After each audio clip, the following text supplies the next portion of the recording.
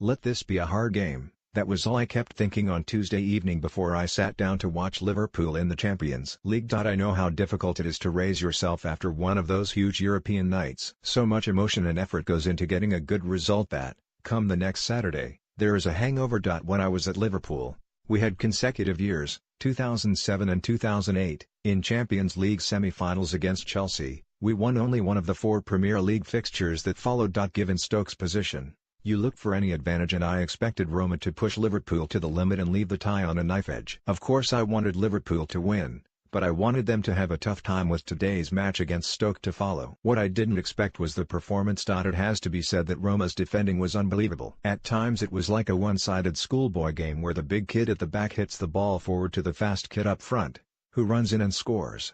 It was mind-blowing Roma could be so naive with Mohamed Salah. But then I had to look at things another way. At one stage Liverpool were 5-0 up in a Champions League semi-final. The tie is not over yet because of Roma's 2 late goals, but I am convinced Jurgen Klopp's side will score in Rome. They always score. When I look at Liverpool now, it reminds me of the feelings that were around the club when I was at Anfield. There was a pressure to win every game that I had not experienced in my career before, but it was a good pressure, a pressure that made you desperate to succeed. Our challenge was to try to overhaul Chelsea and Manchester United, and during my 3 seasons we finished third, twice, and fourth. But there was a sense of we're getting there towards the title. If we had added a couple more players, we might have achieved the ultimate objective. Liverpool are getting into position now where the squad will be thinking the same. Everyone raves about Salah, and rightly so. There's not much I can say about him that hasn't been said, but it is what he is doing to those around him that is so impressive. Jordan Henderson and James Milner were outstanding against Roma.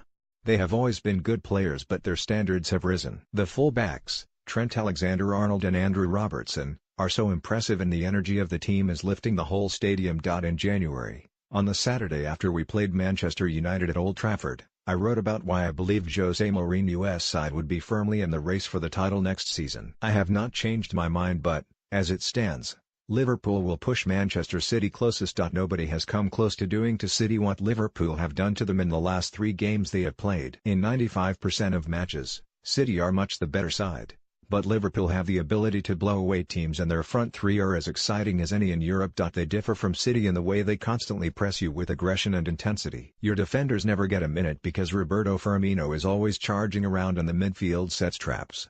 Added to that, they have an ability to score goals in flurries that can quickly kill a contest. I would love to see them win the Champions League this season. Anfield is special to me. I have a lot of good friends in the city, and even though it is 10 years since I left, the crowd have never failed to give me a good reception each time I have been back. When I think of all the legends who have played there, it means the world. They still remember I gave my best for them. They will know on the cop I will be doing everything to help Stoke take advantage if they show any sign of being preoccupied, and I hope they are feeling miserable after this particular game. But in the future, I only see good times. Liverpool look like they are on the march again.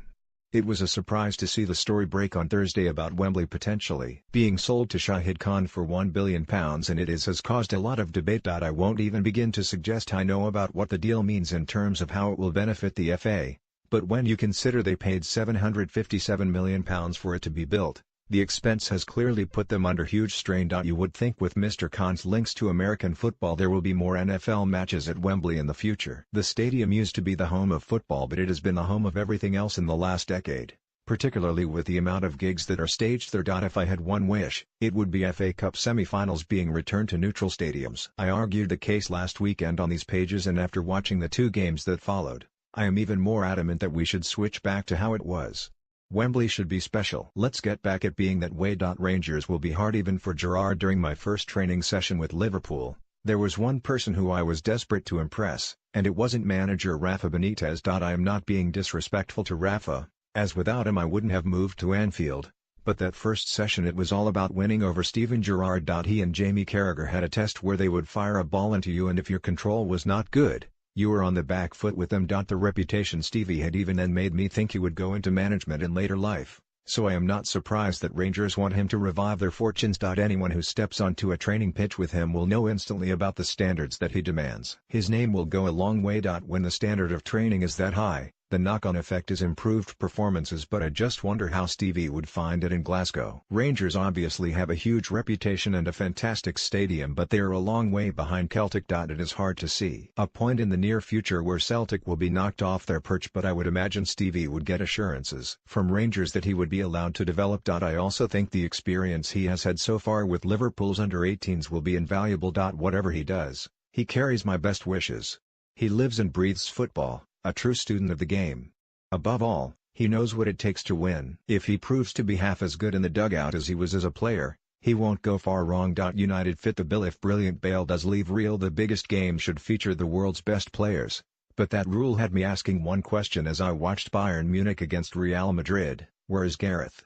Gareth Bale has had a fantastic time since he moved to Spain, but on Wednesday I was worried that he remained on the bench in the Allianz Arena. There aren't many bigger games than a Champions League semi-final between these two clubs, but he did not even come close to getting on. Sometimes I wonder whether people really appreciate how good Gareth really is. I saw him develop from a young kid at Southampton to one of the best in the Premier League at Tottenham Hotspur, and he has gone up another gear in Madrid. That is why I find it so hard to understand why he is not playing so much now. I do not imagine he is the kind of lad who would fall out with people, so I cannot work out why he is being limited to a bit part role. When he is fully fit and confident, Gareth is a joy to watch.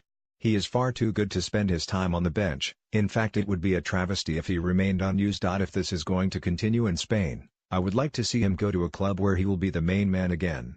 Maybe Manchester United, who have been linked with him in the past, would fit the bill. What I have been up to. I have barely been away from our Clayton Wood training ground. It's all been about gearing up for a critical game at Anfield, but I have also been working towards my UEFA license and had to do 2 sessions with our under-18s. Judging by the look on their faces, they were bored stiff. I am not sure about going into management yet, and who knows what the future holds. Besides, I still wanted to play for another 10 years. WHO's caught my eye. Diego Simeone, not for the right reasons, though, unfortunately. I could not believe what I was seeing when Simeone lost the plot at the Emirates Stadium on Thursday. Put it this way, you would not want to mess with him. What I'm listening to. Blossom's new album Cool Like You has just come out, and I have been giving that my undivided attention. I can't stand it, really is a great tune. Next up for me, it's all about the return to Liverpool. We know that there are only a few games left, but at Stoke we still believe we can get out of our poor position.